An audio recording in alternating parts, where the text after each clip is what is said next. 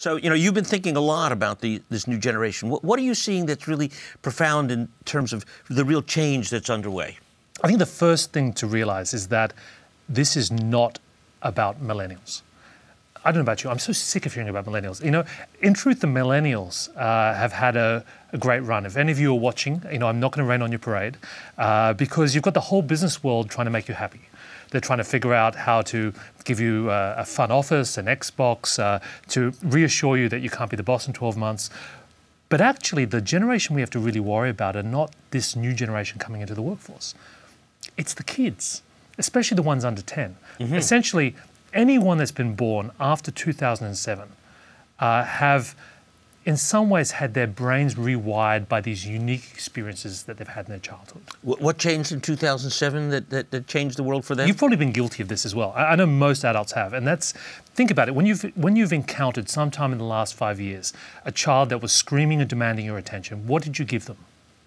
Oh, you mean my iPad? Right, you did. And we all did, right? So we've all given a kid a phone or an iPad, and it was like magic because the minute you give them one of these things, they stop crying. In fact, they only start crying if you try and pull it back.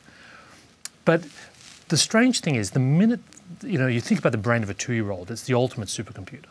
And this is the world's most addictive, interactive device. So of course it's kind of remapped the entire structure of their minds. In what way? Well, in the way that they would expect to entertain themselves, the way they frame reality, the way they get information, to the extent that we've assumed that this new generation are just going to be mobile, but that really is just the tip of the iceberg. This is a generation who've grown up having a layer of machine intelligence between them and every experience in the world.